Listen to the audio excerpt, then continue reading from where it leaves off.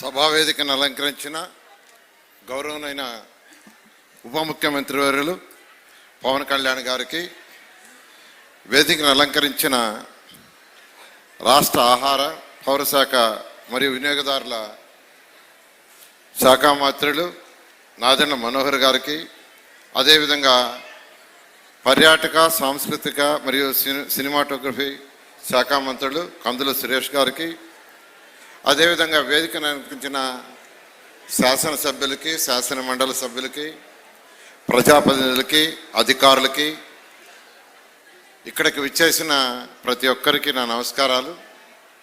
ఈరోజు నిజంగా చాలా చాలా ఆనందంగా ఉంది. ఎందుకంటే ఈరోజు గౌరవులైన పవన్ కళ్యాణ్ గారు ఏర్పాటు చేసిన ఈ యొక్క సంక్రాంతి సంబరాల్లో పాల్గొంటాం. అంతేకాకుండా ఈరోజు ఈ యొక్క పిఠాపురం డెవలప్మెంట్కి 185 కోట్లతో ఫౌండేషన్ వేయటం,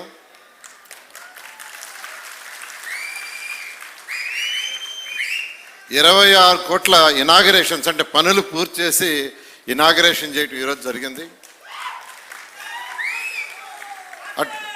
అటు రోడ్లు కావచ్చు, డ్రైన్స్ కావచ్చు, టెంపుల్స్ కావచ్చు, అనేక పనుల్ని ఈ విధంగా ఈరోజు వారి యొక్క ఆధ్వర్యంలో అక్కడ నా చేతుల మీద యాక్చువల్గా ఈ యొక్క కార్యక్రమాన్ని ఏర్పాటు చేసిన పవన్ కళ్యాణ్ గారికి మరొకసారి ధన్యవాదాలు తెలియజేస్తూ, ప్రతి ఒక్కరికి సంక్రాంతి శుభాకాంక్షలు. మీకు అందరికీ తెలుసు గత ప్రభుత్వం ఎలా పరిపాలన చేసిందో. అరాచక పరిపాలన.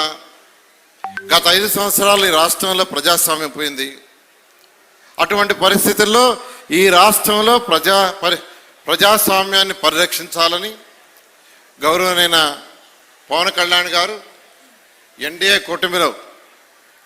కూటమి ఏర్పాటులో భాగస్వామ్యమై ఈ రాష్ట్రంలో ప్రజాస్వామ్యాన్ని పునరుద్ధరించడం జరిగింది. అది చేయటం వల్ల ఈరోజు మనందరం ఊపిరి పీల్చుకొని ఉంటున్నాం. లేదంటే ప్రతిరోజు ఉదయం ఎవరిని అరెస్ట్ చేస్తారా, ఎవరిని జైల్లో పెడతారా, ఎవరిని పోలీస్ స్టేషన్ తీసుకుపోతారా, అదే ఉండింది. ఈరోజు ఎక్కడ లేదు. ఈ రాష్ట్రం అంతా ప్రజలు చాలా ప్రశాంతంగా ఎవరి పనులు చేసుకుంటున్నారు, ఎవరి వ్యాపారాలు చేసుకుంటున్నారు, ఎవరి ఉద్యోగాలు చేసుకుంటున్నారు. అదేవిధంగా ఈరోజు గౌరవనైన ముఖ్యమంత్రి గారు నారా చంద్రబాబు నాయుడు గారు, అదేవిధంగా గౌరవమైన డిప్యూటీ సీఎం పవన్ కళ్యాణ్ గారు అటు కేంద్రం యొక్క సహాయంతో ప్రైమ్ మినిస్టర్ గారితో ఎప్పటికప్పుడు సంప్రదించి ఈ రాష్ట్రంలో అటు సంక్షేమాలు, అభివృద్ధి ఈ రెండింటినీ సమానంగా చూస్తూ 2 కళ్ళుగా భావిస్తూ ఈరోజు రాష్ట్రాన్ని ముందుకు తీసుకుపోతున్నారు. ఎలక్షన్స్కి ముందు ఎన్డీఏ కూటమి ఏదైతే చెప్పిందో 100కి 100 తప్పకుండా పెన్షన్స్ కావచ్చు,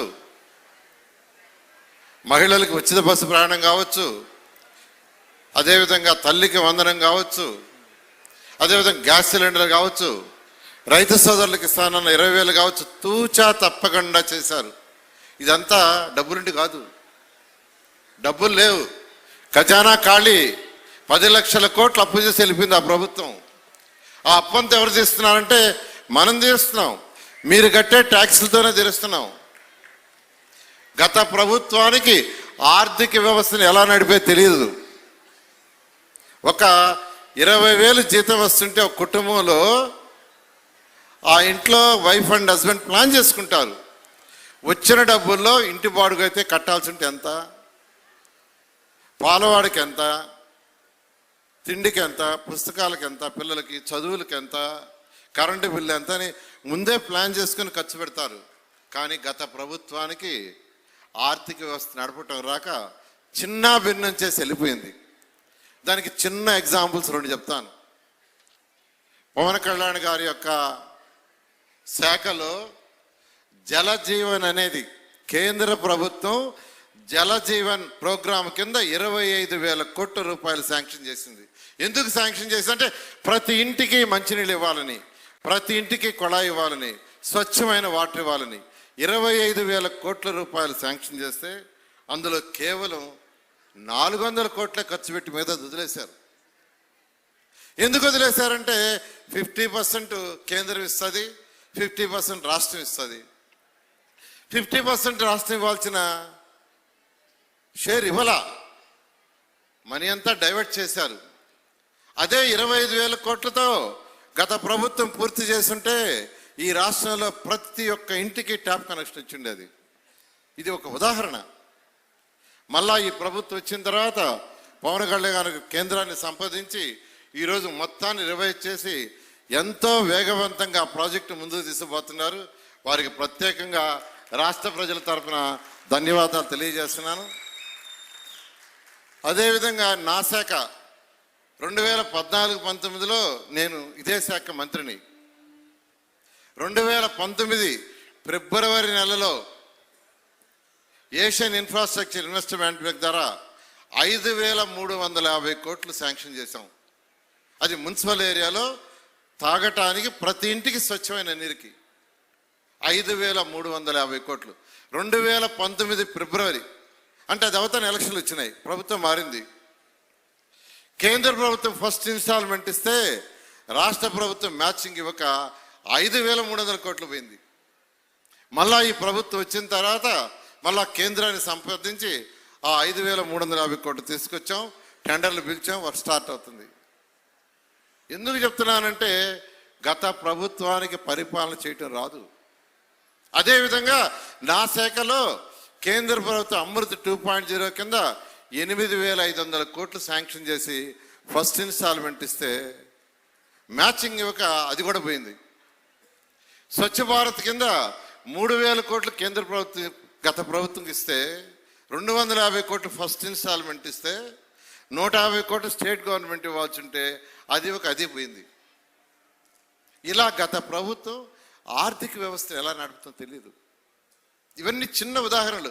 మా శాఖలోనే కాదు, అన్ని శాఖల్లో ఇదే పరిస్థితి. అయితే ఈరోజు ఈ యొక్క ఎన్డీఏ ప్రభుత్వం రావటం, అటు గౌరవనీయ ముఖ్యమంత్రి గారు వారికి ఉన్న అపార అనుభూతోను, అదేవిధంగా డిప్యూటీ సీఎం గారు ఎప్పటికప్పుడు కేంద్రంతో సంప్రదించి గత ప్రభుత్వం చేసిన అవకతవకలన్నీ సర్దిద్ది ఈరోజు రాష్ట్రాన్ని ముందుకు తీసుకుపోతున్నారు.